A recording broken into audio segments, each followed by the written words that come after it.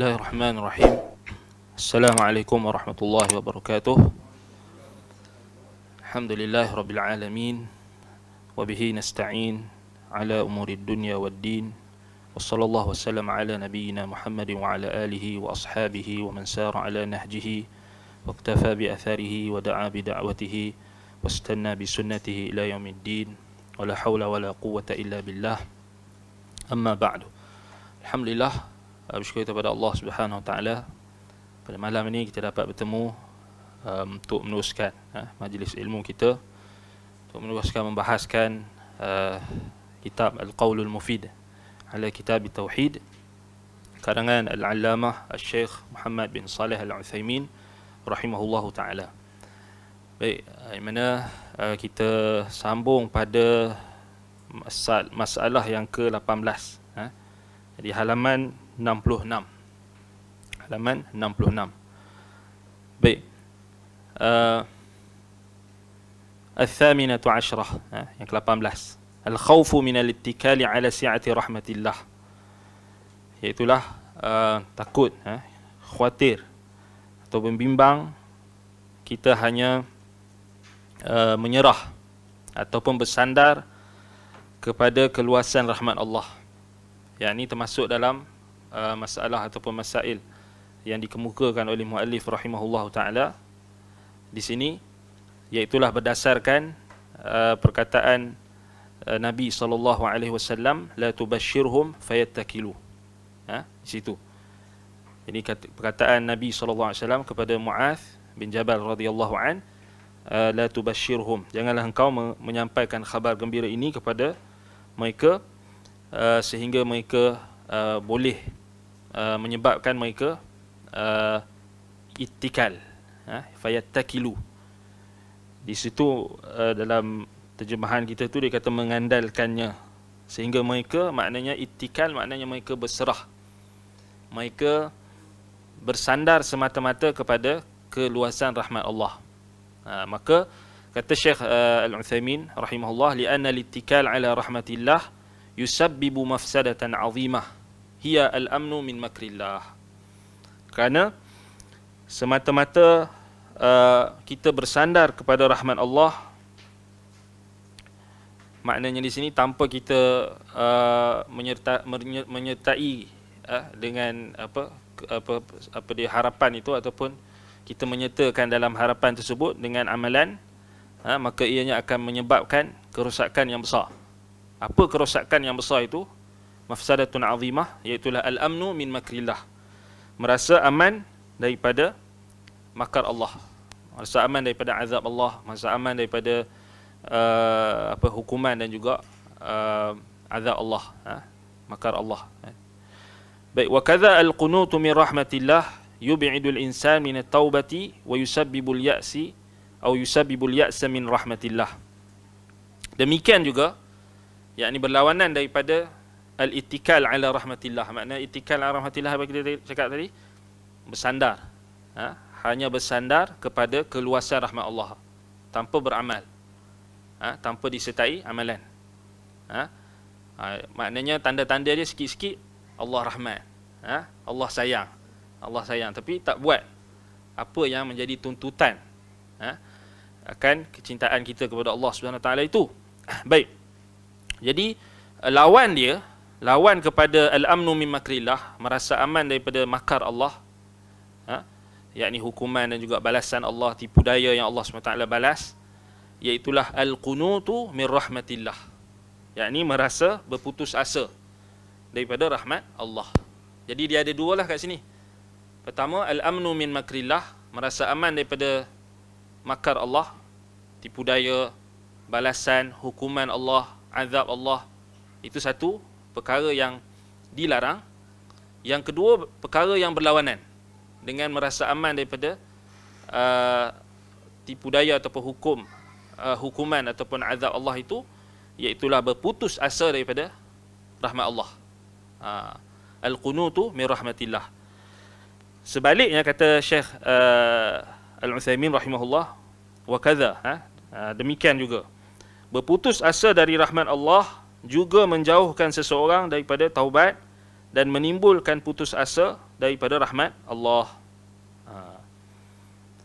Jadi sebaliknya sama jugalah. Maknanya tak boleh kita berputus asa daripada rahmat Allah, kerana dia akan menjauhkan seorang manusia itu, seorang hamba itu daripada taubat, dan akan menyebabkan dia berputus asa daripada rahmat Allah. Walihadza qala al-Imam Ahmad, dan oleh sebab itulah Imam Ahmad berkata, yanbaghi an yakuna sa'iran ila Allah bainal khawfi war raja' fa ayyuhuma ghalaba halaka sahibuhu.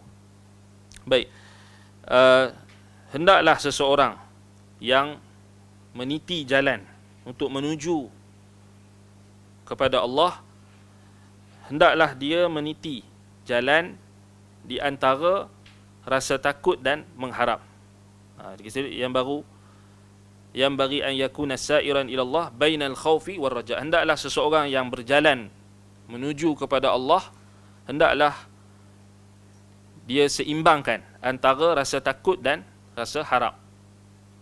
Fa ayyuhuma ghalaba halaka sahibuhu. Mana-mana di antara keduanya yang lebih dominan, maka binasalah pemiliknya. Maknanya kalau al-khauf ataupun ar-raja itu lebih dominan berbanding al-khauf, kalau rasa harap tu lebih dominan berbanding takut, maka akan musnah. Demikian juga sebaliknya, rasa takut lebih dominan berbanding ar-raja, yakni pengharapan, itu juga akan memusnahkan pemiliknya. Halaka sahibuhu. Baik, jadi maknanya kena seimbang. Sebagaimana yang diumpamakan oleh para ulama, iaitulah diumpamakan ibadat kita itu seperti burung, iaitu yang mempunyai kepala dan mempunyai dua sayap. Raja' wal khauf itu, harap dan takut itu adalah dua sayap. Ibarat dua sayap yang perlu ada untuk pada seekor burung untuk terbang. Mahabbah, kecintaan itu diibaratkan kepala, kan?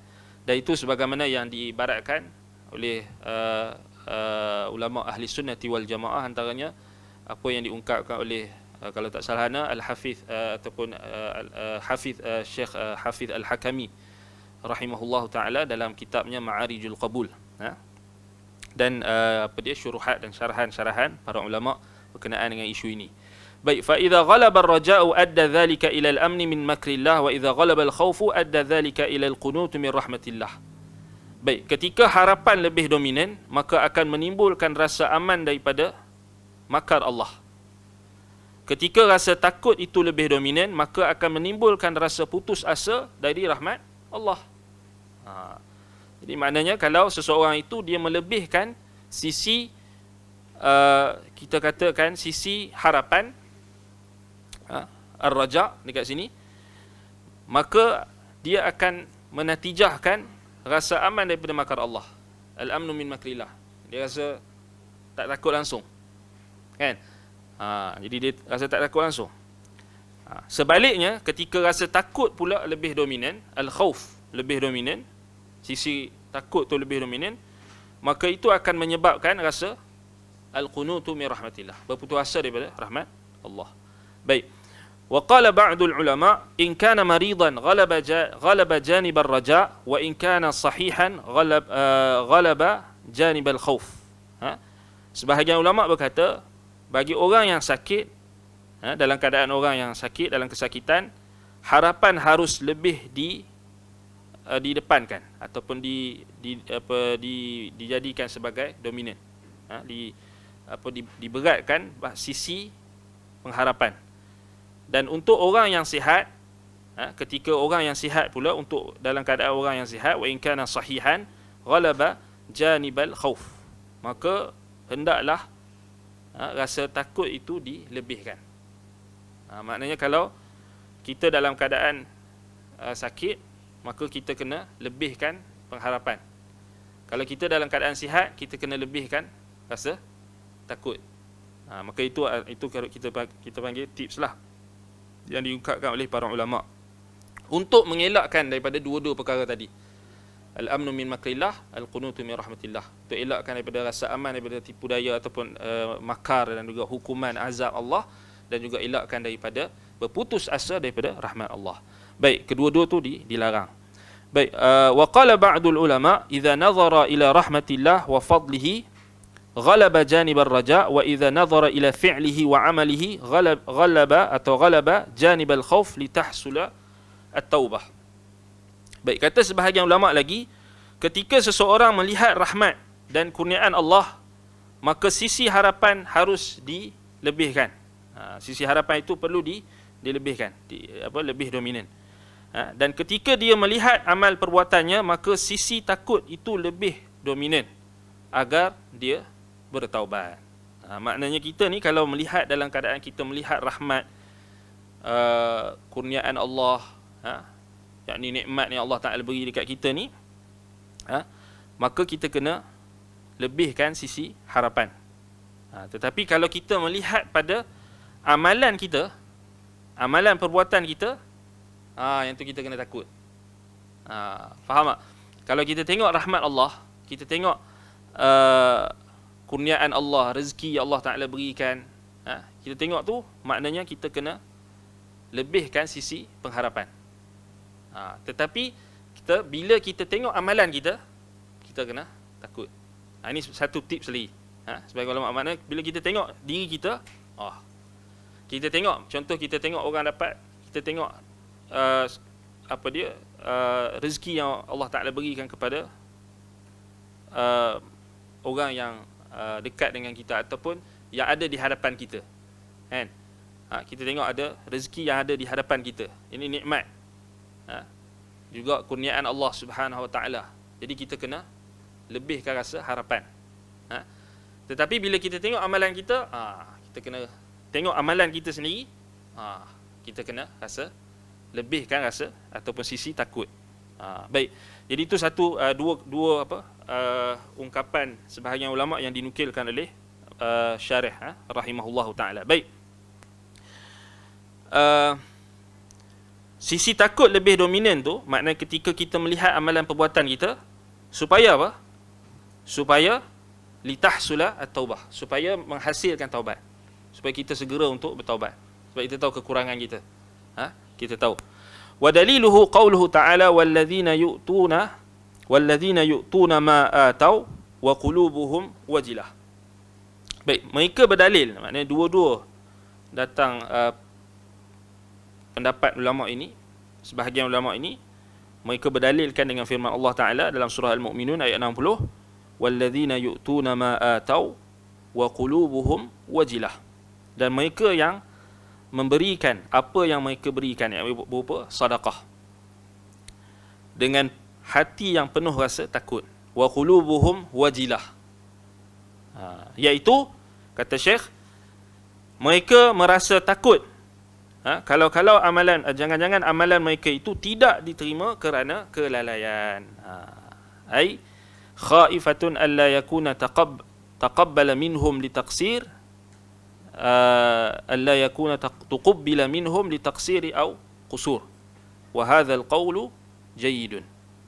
Kata Syekh kat sini, maknanya ayat ni isyaratkan, iaitu mereka itu orang-orang beriman, mereka merasa takut amalan mereka itu tidak diterima kerana litaqsir, kerana kekurangan, au qusur ataupun kelalaian, kekurangan. Baik. Dan pendapat ini adalah pendapat yang bagus. Baik, dikatakan dalam pendapat lainnya bahawa harapan lebih dominan ketika mengerjakan ketaatan agar seseorang berbaik sangka kepada Allah, dan rasa takut lebih dominan ketika seseorang berniat mengerjakan kemaksiatan agar dia tidak melanggar apa-apa yang Allah haramkan. Satu lagi pendapat ulama mengatakan, ketika kita melakukan amalan ketaatan, kita kena lebih dominankan, kita kena lebihkan sisi pengharapan, supaya kita dapat bersangka baik kepada Allah. Itu satu. Dan rasa takut pula bila kita nak lebihkan ketika kita berniat nak melakukan kemaksiatan. Ini satu lagi tips. Maknanya kalau kita buat amalan tu, maknanya kita amalan ketaatan, maknanya kita kena lebihkan pengharapan kerana kita nak sangka baik kepada Allah. Kita nak dapat sangka baik kepada Allah. Tetapi kalau kita berniat mengerjakan kemaksiatan, ada terdetik dalam hati kita ni nak buat maksiat, waktu tu kita kena lebihkan rasa takut. Baik, keadaan ni boleh tak kita kata dalam konteks amalan ketaatan, boleh tak benda tu kita kata berlaku sekali? Maksudnya, dalam kita buat amalan, boleh tak berlaku pelanggaran, maksiat? Boleh. Kan? Bahkan lebih dahsyat diuji orang-orang yang buat baik ni. Kan? Orang baik ni tidak ada musibah, ujian, ibtila yang paling besar terhadap orang-orang yang saleh, orang-orang yang melakukan ketaatan, melainkan ujian apa? Misalnya ujub, sum'ah, riya', takabbur dengan amalan ketaatan. Jadi sudah tentulah ketika dia melakukan amalan ketaatan tu, kalau sampai dia merasa selesa ataupun merasa seakan-akan dia lebih baik daripada orang lain, misalnya, maknanya dia menganggap dirinya itu sudah suci. Yang aku dah banyak ni kan, hadir majlis ilmu ni banyak ni kan, ataupun aku tengok ni, aku ni dah pergi masjid kan, aku dah solat jemaah, aku dah jaga gini. Jadi ketika nak ada bibit-bibit rasa ujub, sum'ah atau nak riak dan sebagainya, maka ketika itu kena lebihkan rasa takut. Takut aku punya amalan ni Allah Ta'ala hapus kalau aku terlibat dalam sekian. Contoh kan. Jadi boleh berlaku, maknanya dia boleh, kita kata dia boleh dalam amalan ketaatan pun, maknanya kena ada juga sisi al-khawf wal-raja' tu, maknanya kita kena pandai kendalikan.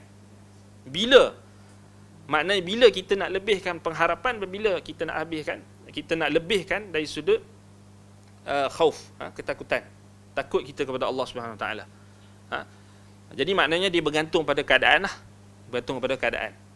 jadi kita tak boleh lah maknanya kita termasuk dalam golongan yang dia melebihkan khauf itu sehingga melampau, sehingga yang kata apa sebahagian ulama tadi yang dinukilkan oleh Syekh Al-Utsaimin, maknanya sehingga boleh menyebabkan kita musnah ataupun kita rosak disebabkan kita melebihkan satu sisi tu secara berlebihan. Takut tu sampai khauf tu sampai takut, sampai tak ada langsung rasa sangka baik dengan Allah. Itu bahaya. Boleh jadi sampai tahap boleh terkeluar daripada kita kata wilayah as-sunnah, atau boleh terkeluar daripada jalan yang lurus. Misalnya macam kita lihat, macam golongan yang terjebak dalam bid'ah khawarij misalnya kan, sampai dia terlampau takut kan, maksud semua orang buat maksiat, semua orang, tak ada orang yang baik, semua orang kafir belaka, tak ada tak ada orang yang baik, dia saja seorang je yang Islam, yang lain semua pakat kafir belaka. Itu yang jadi sampai tahap takfir mengkafirkan, kafir mengkafirkan antara satu sama lain kan. Jadi nak dekat pilihan raya ni, kita kata hati-hatilah. Jadi esok kan tak apalah, kita kata yang lepas lah, tapi benda tu still akan berulang lah kalau benda tu kita tak didik masyarakat ni dengan sunnah, kita tak didik masyarakat dengan akidah yang sahih, benda tu akan berulang. Maknanya ialah mungkin bagi di tempat kita tu mungkin dah berkurangan kan, kita kata sikap ghulu, sikap ekstrim itu yang sampai mengkafirkan. Kalau orang tu undi parti sekian tu kafir terus, tak undi parti dia masuk syurga dan sebagainya. Hak tu kita kata puncanya kerana tidak ada asas akidah yang benar. Asas akidah yang benar maknanya fail lah, sebab kita tak boleh dalam akidah ahli sunnati wal jamaah, kita tak boleh menjazamkan sesiapa pun dengan syurga atau neraka. Itu termasuk daripada usul i'tiqad ahli sunnah. Maknanya kita tak berhak untuk menjazamkan, memastikan sesiapa pun di kalangan ahlul kiblat sebesar mana dosa dia untuk masuk syurga atau untuk masuk neraka, sebesar mana amalan ketaatan dia untuk kita jazamkan, kita confirmkan, pastikan dia untuk masuk syurga atau neraka. Apatah lagi kalau setakat berbeza parti politik tu nak kafirkan tu, kita kata melampau lah kan. Baik.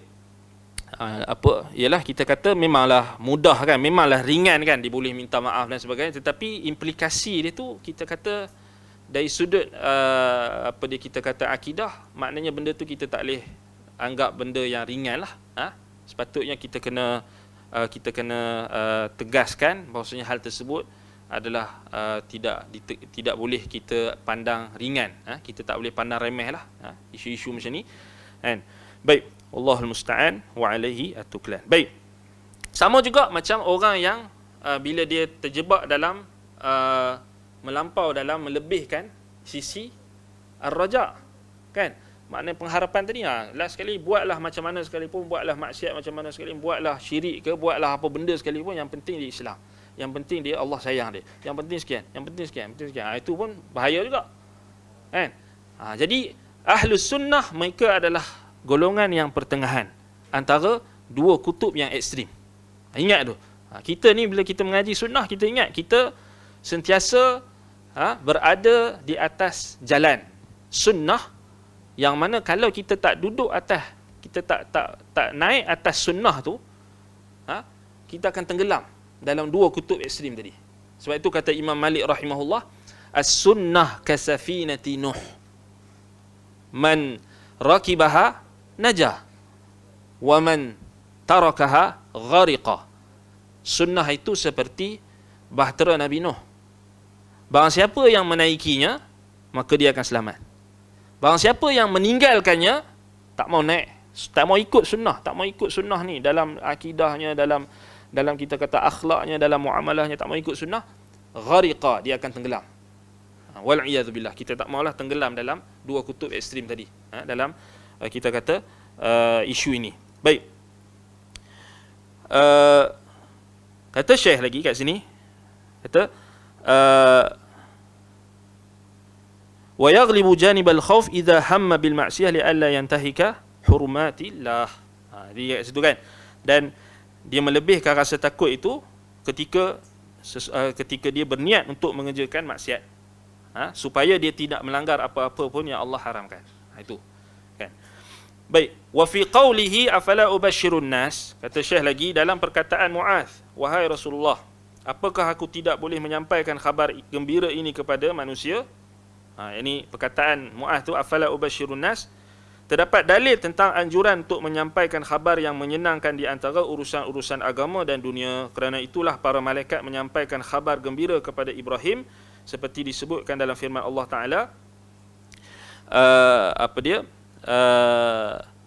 wabasharuhu bighulamin alim, dan mereka memberi khabar gembira kepadanya, yakni kepada Nabi Ibrahim, dengan kelahiran seorang anak yang alim, yang ada sifat yang mempunyai pengetahuan, iaitu Ishaq.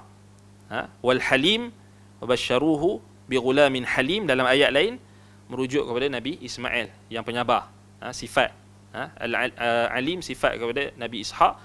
Ghulamin alim, ghulamin halim, yakni Nabi Ismail, dua sifat. Yakni alim, sifat kepada Nabi Ishaq, dia seorang yang berpengetahuan. Halim, Ismail, yakni seorang yang penyabar ataupun yang penyantun, yang penyabar. Baik, wa basyara an-nabiy sallallahu alaihi wasallam ahlahu bi ibnihi Ibrahim.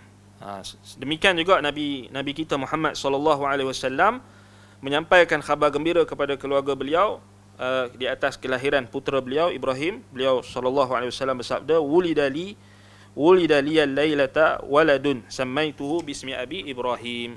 Maknanya aku telah pada malam ini aku telah mendapat anak, kelahiran dilahirkan anak, dan aku memberinya nama dengan nama bapa aku Ibrahim. Baik, kata Syekh lagi di sini, dari hadis ini dapat disimpulkan bahawa selayaknya seseorang membuat saudara-saudaranya sesama Muslim merasa senang, baik dengan tutur kata ataupun perbuatan, agar tercapai kebaikan, kenyamanan, ketenteraman hati dan kelapangan dada. Dengan demikian, tidak sepatutnya membuat orang Muslim bersedih. Kerana itu diriwayatkan daripada Nabi SAW, la yuballighuni ahadun min ashabi an ahadin syai'an fa inni uhibbu an akhruja ilaikum wa ana salimus sadri. Janganlah seseorang di antara sahabat-sahabatku menyampaikan sesuatu yang tidak baik daripada seorang pun. Kerana aku ingin keluar menemui kalian dengan hati yang sejahtera, hati yang bersih. Salimus sadri maknanya hati yang sejahtera. Tidak ada rasa sangka buruk dan sebagainya. Baik, walaupun hadis ini dhaif, kata Syekh dekat sini,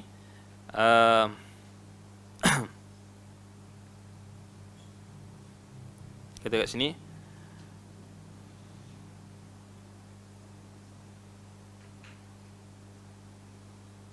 wa hadzal hadis fihi dha'fun lakin ma'nahu sahih. Baik, hadis ini dalam sanadnya, dalam di kalangan perawinya itu ada kedhaifan, tetapi maknanya sahih. Li'annahu idza dzukira 'indaka rajulun bisu'in fasayakunu fi qalbika 'alaihi syai'un walau ahsana mu'amalatuk. Lakin idza kunta tu'amiluhu wa anta la ta'lamu an sayi'atihi wa la mahdzura fi an tata'amala ma'ahu kana hadza tayyiba. Baik. Kata Syekh dekat sini, kerana ketika ada seseorang yang disebut-sebut secara tidak baik di hadapan anda, maka anda tentu merasa tidak berkenan pada orang tersebut, walaupun dia berbuat baik kepada anda. Lain halnya ketika anda berinteraksi dengan seseorang di mana anda tidak mengetahui tentang keburukan-keburukannya, maka anda tentu boleh berinteraksi dengan nyaman dan bebas dengannya. Cara seperti ini tentu lebih baik, dan bahkan mungkin saja dia mahu menerima nasihat daripada anda. Ingat, jiwa lebih dulu saling menjauhi satu sama lain sebelum raga, yakni jiwa saling menjauhi ketika ada hubungan atau perilaku yang tidak baik. Ini termasuk persoalan-persoalan rumit yang nampak jelas bagi sesiapa pun yang mempunyai akal sihat melalui renungan. Kat sini kata Syekh di sini, wa hadhihi masailu daqiqatun tadhharu lil aqili bita'ammul. Maknanya bila kita hadis ni walaupun ada kedhaifan, tetapi kata Syekh maknanya sahih. Maknanya bila kita nak bermuamalah dengan seseorang, maknanya macam apa? Macam umpamanya macam kita nak berkenalan kan? Berkenalan. Takkanlah kita nak terus nak tahu tentang keburukan orang yang kita nak berkenalan tu kan? Macam resume waktu kita nak menikah dengan isteri kita dulu kan? Semua benda yang baik-baik kan? Benda yang buruk tu kemudianlah, selepas tu kan? Jadi maknanya macam itulah juga kita bermuamalah dengan manusia. Maknanya benda yang buruk tu maknanya kita letak tepi dulu, kecuali kalau perkara tu memang tak boleh nak dielakkan, ataupun perkara yang penting, ataupun perkara yang melibatkan hak orang lain, ataupun melibatkan kezaliman dan sebagainya, itu lain ceritalah. Tetapi dekat sini bila kita nak bermuamalah itulah, yang ni Syekh katakan, Syekh bawakan hadis ni, maknanya ketika Nabi SAW nak bermuamalah, nak berinteraksi dengan sahabat-sahabatnya, Nabi tak suka disebutkan benda-benda yang tak baik dulu. Maknanya kita dahulukan dulu yang baik kan. Itu maknanya macam itulah asalnya. Asalnya kita bila kita bermuamalah dengan orang Islam, orang kita kata beriman, saudara-saudara kita, maknanya ialah kita dahulukan dulu sangka baik. Kecuali perkara-perkara yang melibatkan hak, kita kata harta benda manusia, hak manusia yang lain, ada kezaliman dan sebagainya, itu pun diberikan ataupun disebut hanya pada kadarnya. Tidak berlebihan. Wallahu ta'ala a'lam. Baik, sebab tu saya kata kat sini ni, masail ni daqiqah. Dia kata takkan terzahir melainkan orang yang mempunyai akal dan orang yang dita'ammul, dia renung. Baik. Yalah, kalau kita nak cari kesalahan ni, habis tak. Maknanya tak ada langsung orang yang selamat lah. Sebab kita semua ni ada kekurangan. Kekurangan dan kesalahan. Kita ni anak Adam. Kita bukan malaikat kan? Baik. Kemudian yang ke-19, yang berikutnya, masalah yang ke-19, Tasi'atu Asyarah, qaulul mas'ul amma la ya'lam Allah wa rasuluhu a'lam. Perkataan orang yang ditanya tentang sesuatu yang tidak dia ketahui, yakni dia mengatakan Allah dan Rasulnya lebih mengetahui. Baik. Kata Syekh, ini berdasarkan takrir, penetapan daripada Nabi SAW terhadap Mu'adh yang mengucapkan kata-kata tersebut. Dan Nabi SAW tidak mengingkarinya kerana dalam ucapan ini Rasulullah SAW dihubungkan dengan Allah dengan huruf waw. Baik, dekat sini maknanya pada perkataan bila Nabi SAW tanya Mu'adh bin Jabal radhiyallahu an, ya Mu'adh, atadri ma haqqullah 'ala al-ibad, atau ma haqqullah 'ala al-'abid wa ma haqqul ibad 'ala Allah, atau ma haqqul ibad 'ala Allah. Ma haqqullahi 'ala al-ibad wa ma haqqul ibad 'ala Allah. Kan? Bila Nabi SAW tanya Mu'adh itu, maka Mu'adh jawab Allah wa rasuluhu a'lam. Lalu Nabi tak ingkar. Maknanya Nabi biar saja perkataan atau jawapan Mu'adh itu menunjukkan takrir. Kan kalau kita belajar ta'rif sunnah kan, ma udifa ila Nabi sallallahu alaihi wasallam min qaulin atau fi'lin atau takririn, kan, atau apa sifatin khuluqiyah am khalqiyah, kan. Kalau kita ingat tentang ta'rif sunnah kan, sunnah menurut sama ada menurut ulama hadis ataupun menurut ulama usulul fiqh, apa yang disandarkan kepada Nabi sallallahu alaihi wasallam daripada perbuatan, perkataan, min qaulin, perkataan, perbuatan, dan takrir, pengakuan. So kat sini bila Mu'adh jawab dekat Nabi, Nabi tanya, kau tahu tak hak Allah, kata hamba, hak hamba kata Allah, maka Mu'adh kata Allah wa rasuluhu a'lam. Jadi apa maksud takrir? Maknanya Nabi sallallahu alaihi wasallam tak ingkar. Jawapan Mu'adh tu menunjukkan Nabi akui. Maknanya ini menunjukkan apa? Kata-kata Mu'adh tersebut diakui. Itu maksud takrir. Diakui. Maknanya takrir, penetapan daripada Nabi SAW, tidak ada pengingkaran daripada Nabi. Maknanya Nabi tak tegur Mu'adh. Nabi kata, salah tu jawapan dia. Tak, Nabi biarkan. Maknanya betul. Jawapan dia itu betul. So, itu maksud takrir. Pengakuan. Baik. Makna pengakuan di sini sama ada pengakuan di situ yang dalam konteks hadis ini pengakuan Nabi tak ingkar. Bila Nabi tak ingkar menunjukkan itu pengakuan. Nampak? Baik. Jadi yang menghubungkan antara ucapan Rasulullah sallallahu alaihi wasallam itu, kita kata Allahu wa rasuluhu a'lam, yang menghubungkan antara lafaz kalimah Allah dan Rasulnya itu adalah waw, kat situ waw, huruf waw. Tetapi berbeza dengan keadaan Rasulullah sallallahu alaihi wasallam mengingkari orang yang berkata masyaallahu wa syi'ta. Faqala lahu an-nabiy sallallahu alaihi wasallam aj'altani lillahi niddan bal masyaallahu wahdah. Ini kita akan bincangkan terperinci dalam bab nanti, bab yang kemudian nanti. Baik. Berbeza dengan huruf waw dekat sini yang dalam hadis yang kemudian ini, seorang lelaki dia kata masyaallah wa syi'ta, atas kehendak Allah dan kehendakmu. Waw kat situ dan. Maka Nabi SAW menegur. Nabi kata aja'altani lillahi niddan, adakah kamu menjadikan aku tandingan bagi Allah? Maknanya kamu samakan aku dengan Allah bila kamu kata masya-Allah wa syi'ta, apa yang engkau wahai Muhammad kehendaki dan Allah. Apa yang Allah kehendaki dan engkau wahai Muhammad. Sebab situ ada taswiyah, ada maknanya menyamakan. Kat situ Nabi tegur, Nabi ingkar. Kan? Sebab itu Nabi kata bal masyaallahu wahdah. Jadi kalau nak kata masya-Allah, jangan kata masya-Allah wa syi'ta. Kata masya-Allah wahdah. Masya-Allah aja. Apa yang dikehendaki oleh Allah. Kehendak Allah. Jadi jangan kata apa yang dikehendaki oleh Allah dan apa yang dikehendaki oleh Allah dan Rasulnya. Tak boleh. Apa yang dikehendaki oleh Allah sahaja. Kerana Allah adalah Tuhan, dan dia yang mengetahui perkara-perkara yang dia ciptakan, yang dia tentukan. Kita dia bagi Allah Subhanahu Wa Taala iradah kauniyah qadariyah. Tetapi Nabi SAW tidak ada iradah kita kata kauniyah dan qadariyah. Nabi bukan Tuhan. Baik, jadi yang tu Nabi tegur terus kan. Tapi yang dalam hadis ini Nabi tak tegur Mu'adh. Maknanya perkataan Allah wa rasuluhu a'lam tu betul. Walaupun dihubungkan dengan waw di situ, tetapi tak menunjukkan apa dia kita kata makna yang salah. Tak menunjukkan makna yang bertentangan dengan syarak. Tetapi yang masya-Allah wa syi'ta tu ada makna yang bercanggah dengan syarak. Kerana maknanya dia menyamakan Allah dari sudut apa? Kehendak kauni, qadari. Maknanya seakan-akan Nabi Muhammad tu ada berkehendak seperti mana Allah berkehendak.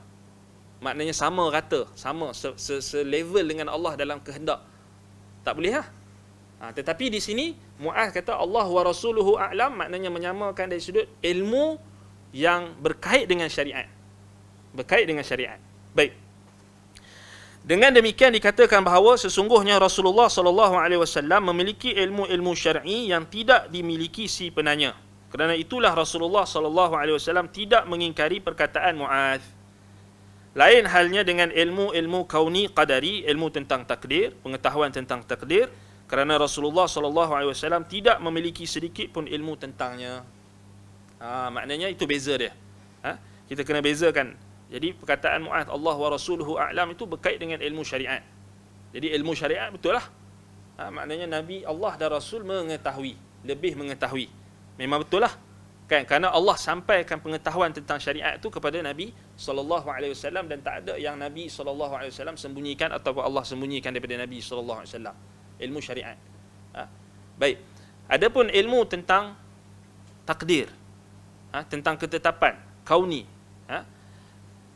maka itu hanya Allah Subhanahu Wa Taala sahaja yang tahu. Nabi SAW tak tahu. Contohnya, maknanya di sini, kalau kita secara praktikalnya, kalau orang tanya kita, bila berlaku kiamat, kita cakap Allahu A'lam. Boleh tak kita cakap Allahu wa Rasuluhu A'lam? Salah. Sebab berlakunya kiamat adalah termasuk dalam takdir, termasuk dalam sesuatu yang dalam rahsia Allah, dalam ilmu kauni, takdir Allah, ketetapan yang Allah rahsiakannya kepada setiap makhluknya. Maknanya tak ada siapa pun tahu, termasuk Nabi Muhammad SAW tak tahu bila berlaku kiamat, termasuk malaikat pun tak tahu. Cuma bila orang tanya kita, orang tanya kita bila berlaku kiamat, kita kata Allahu wa rasuluhu a'lam. Betul ke salah? Salah. Kan? Sebab Rasul tak tahu bila berlaku kiamat. Tapi kalau orang tu dia tukar soalan tu, dia tanya, apakah tanda-tanda kiamat? Dia pun jawab Allahu wa rasuluhu a'lam. Betul tak? Betul. Sebab dalam hadis riwayat Imam Muslim, Imam Al-Bukhari, Imam Muslim dan juga selainnya, datang malaikat Jibril dalam rupa lelaki yang mana dia tanya Nabi sallallahu alaihi wasallam, akhbirni an amaratiha.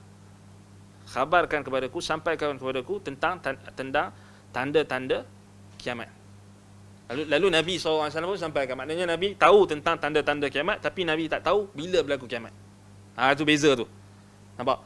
Maknanya kita kena perhatikan. Maknanya kalau soalan tu datang, bila berlaku kiamat, Allah sahaja yang tahu.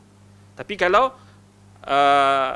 tanda-tanda kiamat, dia kata, kamu tahu tanda-tanda kiamat, kita nak jawab macam mana kalau kita tak tahu? Kita kata Allahu wa rasuluhu a'lam. Betul.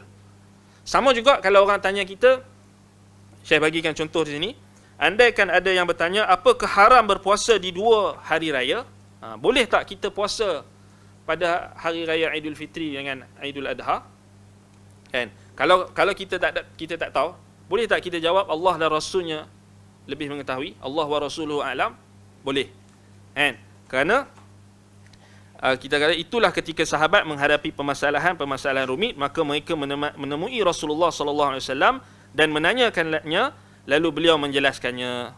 Jadi itu perkara yang termasuk dalam ruang lingkup pengetahuan Rasulullah sallallahu alaihi wasallam yang Allah sampaikan. Itu kita kena faham. Baik.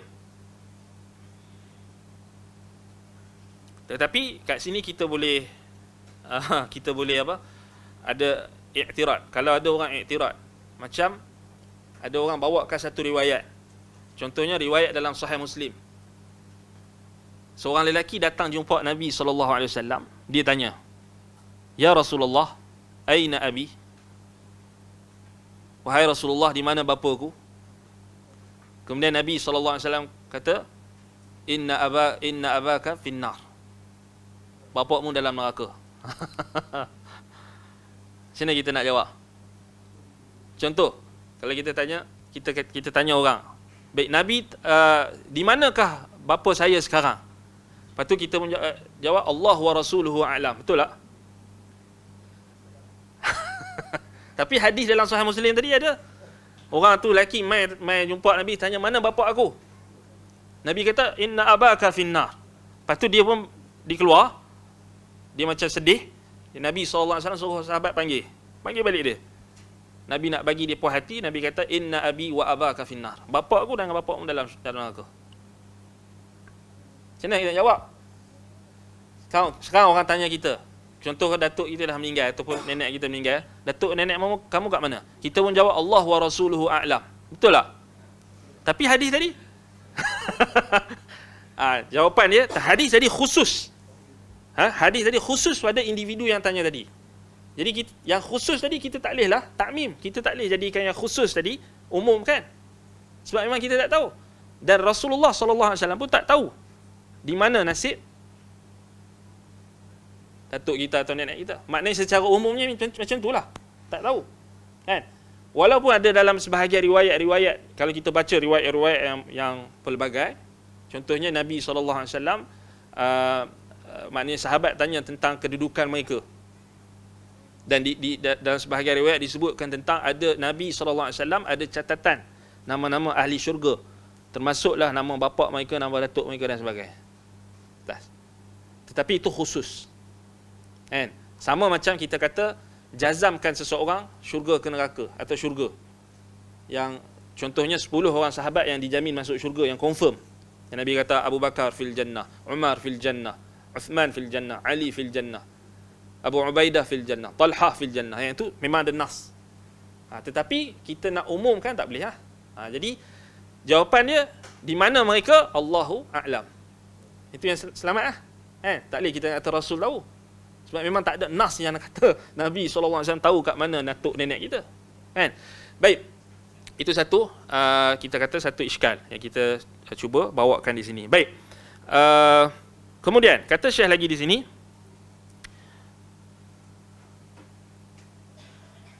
Andaikan ada yang bertanya apakah diperkirakan hujan turun pada bulan ini?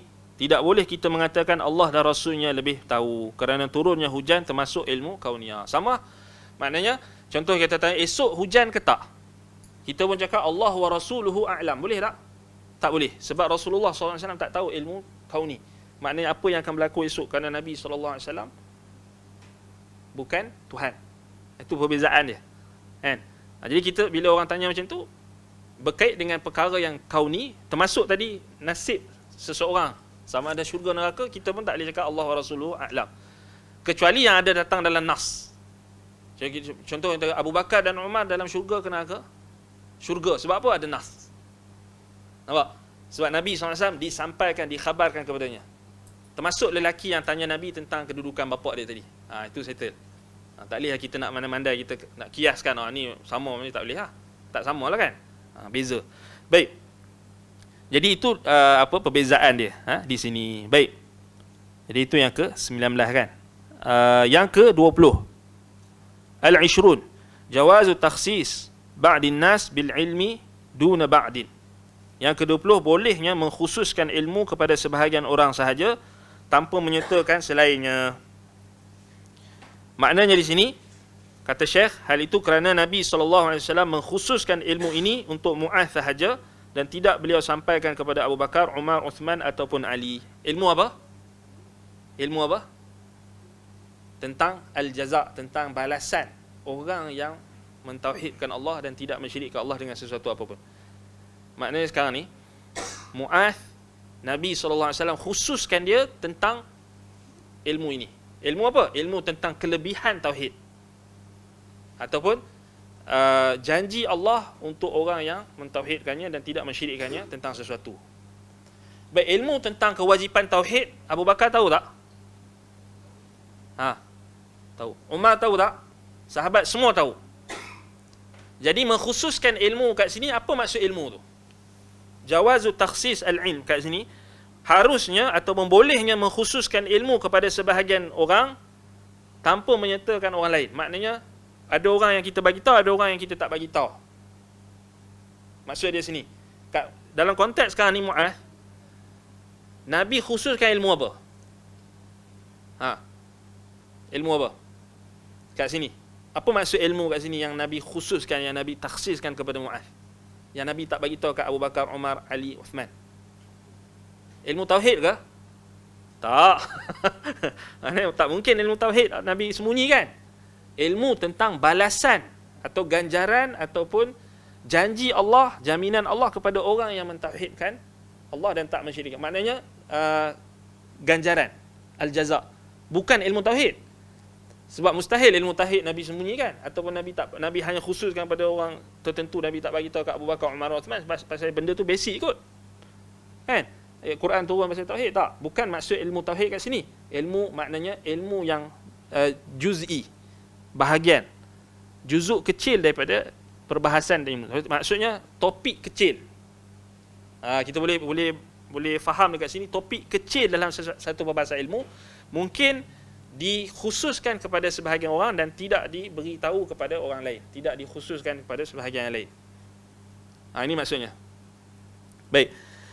Dengan demikian kita boleh mengkhususkan ilmu untuk sebahagian orang sahaja, kerana ada sebahagian orang yang jika anda memberitahukan satu ilmu kepadanya, ia dikhawatirkan terkena fitnah. Ibnu Mas'ud radhiyallahu anhu berkata, tidaklah engkau menyampaikan sesuatu kepada satu kaum yang akal mereka tidak dapat menjangkaunya, melainkan hal itu akan menjadi fitnah bagi sebahagian di antara mereka. Ini macam kita bincangkan tentang jawazu kitmanil ilm indal maslahah tu. Yang ingat tak sebelum ni, kelas sebelum ni kita bincang tentang riwayat Abu Hurairah yang mengharuskan menyembunyikan ilmu untuk maslahat. Dia samalah.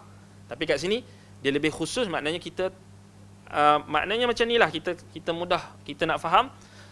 Maknanya ada topik yang kita tak hebahkan kepada umum.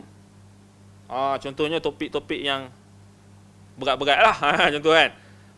Contohnya tentang macam macam dalam konteks kita ni, topik-topik berkait dengan, contohnya berkait dengan isu yang lebih terperinci tentang pemerintahan, contohnya isu yang terperinci tentang politik, contoh, ataupun isu yang lebih terperinci tentang sesuatu isu. Maknanya yang tu kita tahu ada orang yang dia mungkin tak mampu nak faham. Kan? Jadi level orang awam, jadi kita pun hanya bagi benda yang umum, basic, contoh. Kan? Contoh. Baik. Jadi perkataan Ibnu Mas'ud tu maknanya dikatakan di sini,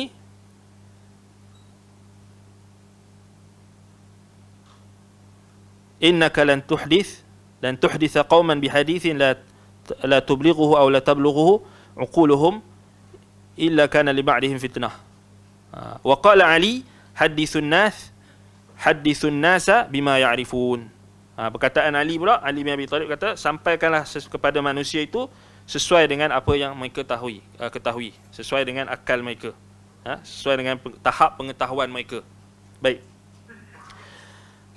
Kata Syekh lagi kat sini, fayuhaddithu kullu ahadin hasba maqdaratihi wa fahmihi wa aqlihi. Maka hendaklah sesuatu perkara itu, dengan demikian setiap lawan bicara diajak bicara sesuai dengan tingkat kemampuan pemahaman dan akalnya. Baik. Macam kita kata kelas akidah, contoh. Jadi ataupun daurah akidah. Jadi bila syarahkan tentang ilmu kalam, dia tak perlu nak terperinci kan, pasal benda tu orang awam tak berhajat pun, bahkan boleh jadi lagi pening kan, tak ada keperluan, kecuali dinyatakan contoh-contoh yang nak menyatakan kesesatan, nak menyatakan kekeliruan mereka, penyelewengan mereka, hanya pada hajat, pada sekadar hajat. Kan, macam kita dengar asatizah kita bila bahas tentang nak membantah ilmu kalam tu, dia masuklah sikit, perinci sikit kan. Tetapi kadang-kadang ada part-part yang dia tak mau perinci kan. Dia hanya bagi tahu umumnya. Dia kata tak payah pakailah depa ni, tak boleh pakai. Macam tu lah. Senang. Supaya tidak berlaku, kita kata, salah faham ataupun fitnah kepada orang yang mungkin tak mampu nak capai lagi. Baik. Kemudian al-thaniyah wal 20, yang ke-22. Masalah yang ke-22, jawazul irdaf ala dabbah. Maknanya harusnya, yang ini ke-21 lah kan, 21 silap, terlepas. Tawadu'uhu sallallahu alaihi wasallam li rukubil himar ma'al irdafi alaih. Ke-21, tawadhu'nya Nabi sallallahu alaihi wasallam kerana baginda mengajak Muaz untuk mengendarai keldai. Ma'al irdaf ini membonceng Muaz di atas keldainya. Maka Nabi sallallahu alaihi wasallam, kata Syekh, adalah asyraful khalq jahan. Nabi ni dia adalah manusia yang paling mulia sekali dari sudut kedudukannya. Wa ma'a dzalika huwa ashaddun nas tawadhu'an. Dalam keadaan Nabi SAW ni orang yang paling tinggi kedudukan, yang paling mulia, manusia yang paling mulia, bahkan makhluk yang paling mulia secara mutlak, Nabi SAW sangat-sangat merendah diri, sangat tawadhu', asyaddun nasi tawadhu'an. Ketika mana Nabi SAW menaiki himar dan memboncengi maknanya Mu'adh. Dan ini menunjukkan ghayatu tawadhu', menunjukkan kemuncak tawadhu' Nabi. Kerana apa? Adat orang-orang yang kubara ni, orang-orang yang besar ni, adamul irdaf. Kalau kebiasaan orang-orang yang pemimpin-pemimpin ni, dia tak maulah nak tunggang, nak bonceng mana orang mana-mana tepi jalan ni. Dia tak maulah, dia nak kena ada escort, dia nak kena ada ini, dia nak kena ada orang kena bagi jalan dekat dia, kena bagi laluan dekat dia, betul tak? Di mana boleh naik naik jalan kaki ke, naik, tak mau kan. Mana ada kelas. Ni kalau nak bonceng tak boleh kan. Maknanya jatuh standard aku macam tu kan. Buat apa aku nak naik Grab ni? Aku kena naik, kena ada gini. Ni nanti nak jadi menteri ni. Dah menang pilihan raya ni kan. Lagi lah. Sebelum time apa dia, kita kata time masa tengah berkempen tu, macam-macam, naik motor lah, jalan kaki lah, redah banjir lah. Tapi tunggu nanti dapat jawatan nanti. Sama. Kan? Last sekali kita yang apa? Musibah pada kita, maknanya apa? Habis jalan kena tutup apa semua kan. Memanglah untuk keselamatan dia, tapi tak ada dah lah. Kan? Itu kita kata kebiasaan yang macam tu lah kan, kebiasaannya. Tapi ada juga orang yang tak macam tu kan. Bila dia tawadhu', dia rendah diri, bukanlah semua kan. Tapi adalah orang-orang yang kita kata yang mungkin dia baru dapat jawatan. Baru dapat jawatan. Ala kulli hal, kita kata Nabi SAW tak seperti kebiasaan adatul kubara, tak seperti kebiasaan orang-orang besar, pemimpin-pemimpin besar yang sombong dan sebagainya kan. Yang tak mau kalau kita ajak bonceng, tak mau lah kan. Baik. Warakibah sallallahu alaihi wasallam al-himar. Nabi SAW naik tunggang himar. Walau syaa la rakiba ma arada. Kalaulah apa Nabi kehendaki, maka Nabi SAW akan dia naik apa sahaja yang baginda sallallahu alaihi wasallam kehendaki. Maknanya kerana Nabi SAW adalah Nabi kan. Dan tidak ada kat sini kata Syekh kat sini, tentu Nabi SAW boleh dia nak tunggangi apa sahaja yang baginda inginkan, dan hal itu tidak akan mengurangkan kedudukan dan kemuliaan baginda, kerana sesiapa yang merendah diri kerana Allah, maka Allah pasti akan mengangkat darjatnya. Itu maksud hadis tu, anna man tawadha'a lillah azza wa jalla rafa'ahu. Itu sebenarnya Syekh ikhtibah daripada maksud hadis.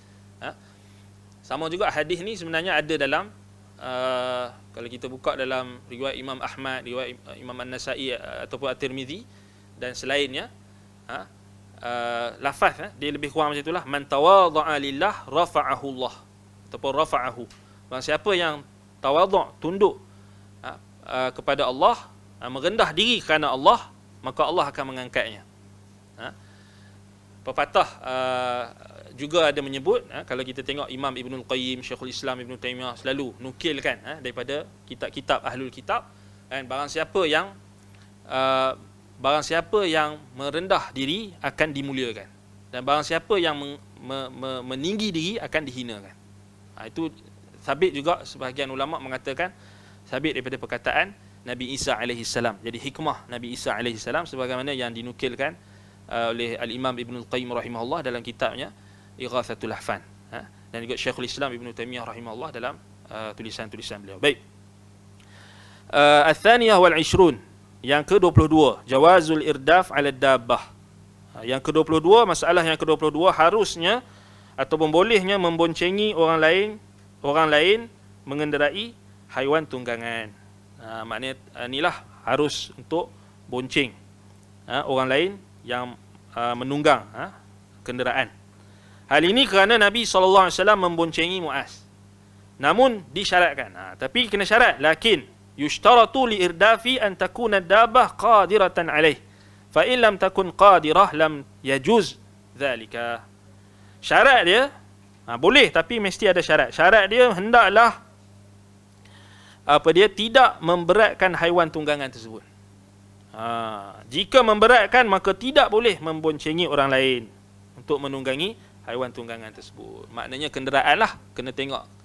kemampuan kenderaan tersebut.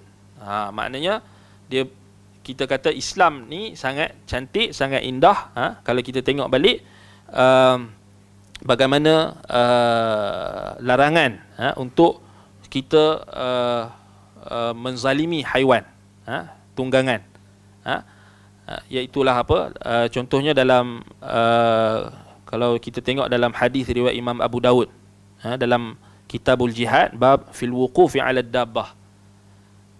Hadis Abu Hurairah, Nabi SAW bersabda, iyyakum an tattakhidhu zuhura dawabikum manabirah. Janganlah kalian jadikan belakang tunggangan-tunggangan kalian, ini kenderaan yang kalian tunggang itu, sebagai tempat kalian pijak, manabirah, maknanya kalian duduk di atas dia. Fa inna Allaha innama sakharaha lakum lituballighakum ila baladin lam takunu balighihi illa bisyaqqil anfus. Syahid di sini Nabi SAW bagi warning, bagi amaran, iyyakum an tattakhidhu zuhura dawabikum manabirah. Waspadalah kalian daripada menjadikan belakang tunggangan kalian, kenderaan kalian tu sebagai manabirah, maknanya sebagai tempat kalian pijak dia, maknanya kalian berdiri di atasnya seakan kalian berada di atas mimbar. Maknanya hadis ni kalau kita tengok para ulama bahaskan, maknanya orang zaman dulu bila dia meniaga kan, dia bawa barang apa semua, maknanya dia ada yang sebahagiannya tu dia berdiri atas dia punya unta dan sebagainya sehingga memberatkan. Jadi Nabi larang, Nabi suruh kalau dia ada hajat, maknanya nak jual beli barang dan sebagainya, turun dan qada hajat dia tu, selesaikan hajatnya di bawah lah, di tanah. Maknanya tak perlulah sampai memijak, kita kata atas tunggangan dia. Tapi kalau zaman sekarang boleh tak? Kereta kalau boleh pijak lah. Tak ada isu kan. Lori kan, dah dia meniaga atas lori contoh, dia boleh pijak tak? Pijak je lah. Sebab dah memang itu tempat dia contoh kan. Maknanya dia bergantung pada keadaan jugalah. Tetapi larangan, kita kata banyak lagi hadis-hadis yang melarang, kita kata kita menzalimi haiwan. Baik, termasuk juga tak kenderaan kita hari ini, kereta. Larangan tadi, syarat maknanya mestilah kenderaan kita tu maknanya mampu untuk menanggung. Maknanya kalau kita bawa motor, janganlah bawa 3, 4, 5, 6 orang. Nak tumpangkan naik 3, 4 orang, tak boleh lah. Maknanya kan, zalim lah waktu tu. Kan, kerana dah tak mampu. Kan? Kalau kereta pun tengoklah, kalau kereta kecil, kan, takkan dia nak tumpangkan 10 orang. Kan? Maknanya zalim. Walaupun binatang pula, walaupun kenderaan tu tak ada perasaan. Ada perasaan lah. Kenderaan kita ada perasaan lah. Subjektif dia, ada orang kata subjektif. Enjin. Maknanya kemampuan pada kenderaan kita. Maknanya dibalik pada kemampuan kenderaan lah. Maknanya kat situ, kalau kenderaan kita tu maknanya tak mampu nak menanggung bilangan tertentu, penumpang tertentu, maknanya kita jangan bagilah. Kan? Jadi maksudnya kena tengok pada keadaan. Maksudnya Nabi SAW bagi tahu ni base pada haiwan tunggangan itu. Kerana haiwan tunggangan dia haiwan kan, maknanya dia maksudnya disakiti. Seorang berat 100 kilo. Tu payah juga tu. Sekali kalau kita tak tumpangkan dia, terasa pula. Tawakal lah kan, tawakal ala Allah kan. Dah kita kata tak apa ni, kita kata niat kita baik, tak apalah. Tapi iyalah, kalau kereta ni selalu taklah sampai teruk sangat kan. Binatang tu pasal dia boleh mudarat lah kan. Kalau kereta ni rasanya kurang lah kan. Kecuali kalau memang betul-betul boleh mudarat lah. Waliyahzubillah. Baik. Yang ke-20 tadi, ke-22 kan. Baik. Ke-23. Besarnya permasalahan ini. Itu kerana Nabi SAW memberitahukan hal itu kepada Mu'adh dan menjadikannya sebagai satu khabar gembira. Apa benda yang besar ni? Idzamu hadhil mas'alah, kata Syekh. Kata muallif rahimahullah dalam masalah ini, maknanya menunjukkan besarnya idzamu sya'ni hadhil mas'alah. Isu apa? Isu tentang ganjaran tauhid tu. Maknanya balasan bagi orang yang tidak mensyirikkan Allah dengan sesuatu, maknanya Allah Ta'ala akan jamin, akan memberikan dia jaminan, maknanya Allah takkan azab dia. Sama ada takkan azab dia selama-lamanya, ataupun takkan azab dia, kita kata takkan kekalkan dia dalam neraka. Yang tu kita akan bahaskan nanti dalam bab yang berikutnya. Baik. Yang ke-24. Yang ke-24, yang terakhir, masalah yang terakhir, fadlu atau fadilatu Mu'adh. Maknanya kelebihan dan keutamaan Mu'adh bin Jabal radhiyallahu an. Kenapa khassahu bihadzal ilm wa ardafahu ma'ahu 'ala al-himar? Kerana Nabi SAW mengkhususkan penyampaian topik ini, ilmu ini kepadanya, dan Nabi SAW memboncenginya di atas keldai. Itu menunjukkan kelebihan dan kedudukan Mu'adh bin Jabal radhiyallahu taala anhu. Baik, Mu'adh bin Jabal, kalau kita lihat beliau punya biografi Mu'adh, jadi Mu'adh ni Mu'adh bin Jabal radhiyallahu anhu, baik, beliau ialah sahabat Nabi yang mulia. Beliau termasuk di kalangan sahabat yang menyertai bai'ah Aqabah ketika masih muda di Mekah. Bai'ah Aqabah sebelum hijrah kan. Bai'ah Aqabah tu ketika masih muda. Dan beliau termasuk di kalangan sahabat yang menyertai perang Badar. Sebab tu beliau diberi gelar Badri, Al-Badri. Maknanya perang, mereka yang join perang Badar lah, Al-Badri. Itu menunjukkan kelebihan Mu'adh. Dan kelebihan Mu'adh lagi, kalau kita lihat Mu'adh ni, Mu'adh bin Jabal, kalau kita tengok nama penuh beliau, Mu'adh dalam Siyarul A'lam An-Nubala, kita tengok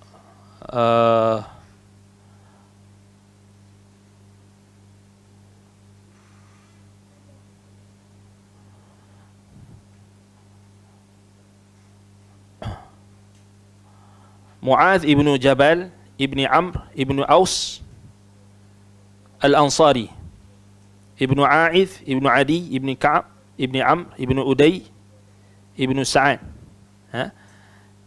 ibnu Sa'ad ibnu Ali ibnu Asad ibnu Saridah ibnu Yazid ibnu Jusham ibnu Al-Khazraj. Maknanya Mu'adh bin Jabal ni dia Al-Khazraji lah, Al-Ansari Al-Khazraji. Maknanya di suku Khazraj. Baik, kata Imam Al-Hafiz Al-Zahabi, beliau As-Sayyid, ketua, imam. Di kunyah beliau Abu Abdurrahman. Di gelaran beliau, di kunyah beliau Abu Abdurrahman. Al-Ansari Al-Khazraji Al-Madani, Al-Badri. Al-Badri maknanya dia menyertai perang Badar. Yang ni special, perang Badar saja yang digelar Al-Badri. Tak ada Uhudi, tak ada Khandaqi, tak ada Ahzabi, tak ada. Badar saja. Sebab apa? Sebab perang Badar adalah perang yang paling besar sekali. Perang yang paling besar dalam Islam. Dan perang yang paling istimewa kerana turunnya malaikat berperang bersama dengan orang-orang Islam. Itu menyebabkan perang tu special. Kalau orang tu dapat jawatan, ataupun dapat apa? Dapat title Al-Badri. Macam sekarang ni kalau tentera kan, kalau dia pergi dia join satu operasi tertentu, dia akan dapat apa? Medal, dia akan sesuatu kan. Macam tu juga. Zaman sahabat, maknanya siapa yang dapat gelaran Al-Badri ni memang special. Kan? Al-Badri. Kan? Maknanya dia memang join perang Badar. Kan? Baik. Beliau menyaksikan perjanjian Aqabah, syaban amrad, ketika masih muda lagi, masih lagi tidak berjanggut. Masih muda lagi. Dia dah menyaksikan perjanjian Aqabah. Baik. Kalau kita lihat antara usia Mu'adh ketika berperang, menyertai perang Badar ni, ketika itu usianya 20 tahun ataupun 21 tahun. 21 tahun. Kan? Kita 20 tahun buat apa? Main game perang. Main game perang pandai. Baik. Mungkin dia nak berlatih kan? Persediaan, tak apalah kan. Daripada dia buat benda-benda yang pelik-pelik. Baik, jadi Mu'adh bin Jabal ni, kalau kita lihat antara kelebihan beliau, sebab kat sini Syekh bawakan kelebihan Mu'adh. Kan? Kelebihan Mu'adh maknanya dalam konteks hadis ni. Dalam konteks hadis ni sikitlah kita tahu. Maknanya Mu'adh dikhususkan tentang apa ilmu yang Nabi SAW sampai kepada beliau sahaja ketika itu, dan kena Nabi SAW memboncenginya. Itu dua tu. Tapi kita nak luaskan sikit, kita kena tengok kelebihan Mu'adh tu dari sudut yang lebih luas. Kalau kita tengok Mu'adh ni antara sahabat yang menghimpunkan Quran pada zaman Nabi SAW. 4 orang yang zaman Nabi, mereka ni memang kumpul Quran. Maknanya mereka yang himpunkan Quran, hafal Quran, maknanya yang paling banyak. Semua mereka daripada kalangan Ansar. Ada 4 orang. Ubay bin Ka'ab pertama, yang kedua Zaid bin Thabit, Mu'adh bin Jabal, dan kemudian Abu Zaid, salah seorang daripada Ansar. Anda tak pasti. Al-Hafiz Al-Zahabi maksudkan Abu Zaid ni kat siapa? Ada 4 orang. Baik, ada hadis yang diriwayatkan oleh Imam Al-Bukhari dalam Fadailul Quran. Hadis sahih. Nabi SAW ini ketika menjelaskan manaqib. Manaqib ni maknanya kelebihan dan kedudukan Mu'adh dan sahabat lain. Baik, hadis tersebut Nabi SAW bersabda, khudhul Qur'ana min arba'ah. Ambillah Al-Quran daripada 4 orang. Maknanya pergi belajar Al-Quran dengan 4 orang sahabat. Nabi perintahkan sahabat-sahabat Nabi yang lain. Min bin Mas'ud, yang pertama Ibnu Mas'ud, yang kedua Ubay bin Ka'ab, yang ketiga Mu'adh bin Jabal, yang keempat Salim Maula Abi Hudzaifah. 4 orang ni. Itu hadis riwayat Imam Al-Bukhari dalam Kitabul Fadail ataupun dalam Fadailul Quran. Bab Al-Qura' min ashabin Nabi sallallahu alaihi wasallam. Baik, itu satu kelebihan Mu'adh. Baik. Yang berikutnya kelebihan Mu'adh, tadi ni yang ketiga lah kan. Kita tambahlah. Yang tadi dalam kitab kita ni ada 2 saja kelebihan Mu'adh. Luar daripada kitab kita nak tambah sikit. Kan? Sebab kita kena kenal sahabat Nabi ni. Kan? Jadi yang tiga tadi, maknanya himpun Quran, dan Nabi perintahkan untuk ambil Quran daripada 4 orang, salah seorangnya Mu'adh bin Jabal radhiyallahu an. Kemudian ada riwayat yang dipertikaikan kesahihannya oleh para ulama hadis, tetapi riwayat ni riwayat masyhur daripada Anas bin Malik. Nabi SAW bersabda, arhamu ummati bi ummati Abu Bakr, wa ashadduha fi dinillahi Umar, wa asdaquha hayaan Uthman, wa a'lamuhum bil halali wal haram Mu'adh. Kalau kita terima kesahihan hadis ni, maknanya itu satu lagi kelebihan. Nabi kata, orang yang paling merahmati di kalangan umatku ini Abu Bakar, yang paling tegas berpegang teguh dengan agama Allah Umar, yang paling benar rasa malunya Uthman, yang paling mengetahui tentang halal dan haram Mu'adh bin Jabal. Itu satu kelebihan.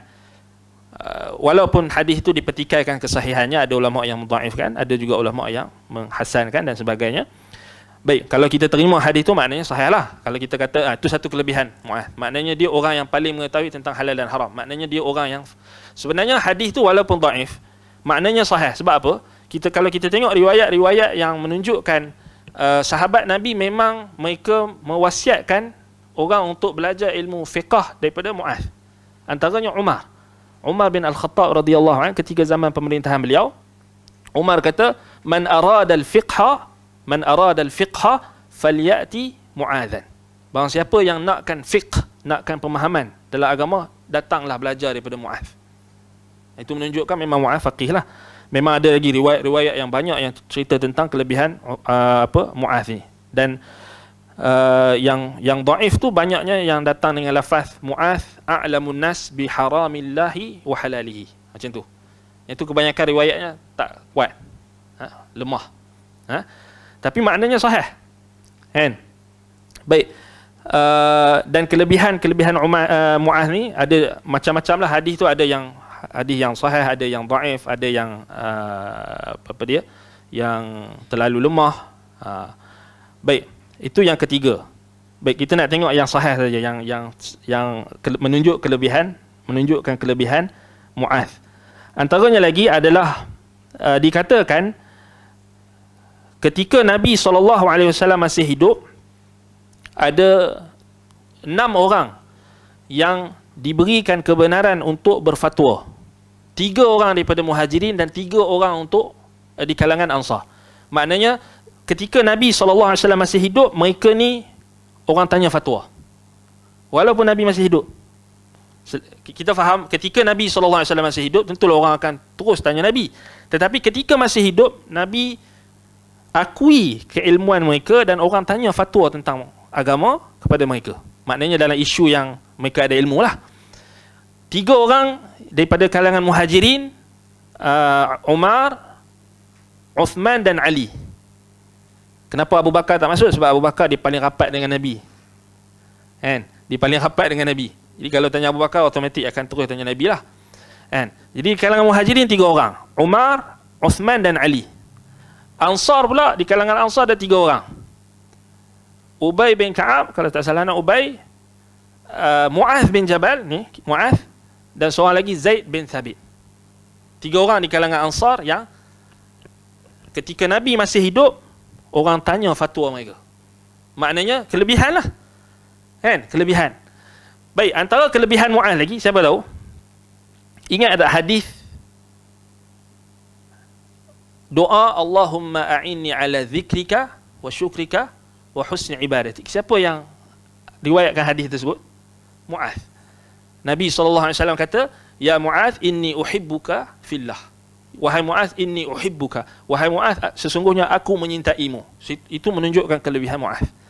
Sebab itu Nabi pesan dekat Mu'adh, janganlah engkau tinggal setiap kali fi duburi kulli salah, pada setiap kali pengakhiran solat, sebelum engkau memberikan salam, sebahagian ulama tafsirkan maknanya selepas tahiyat, maknanya sebelum bagi salam, doa Allahumma a'inni ala zikrika wa syukrika wa husni ibadati. Iaitu hadis tu maknanya doa tu Mu'adh yang sampaikan.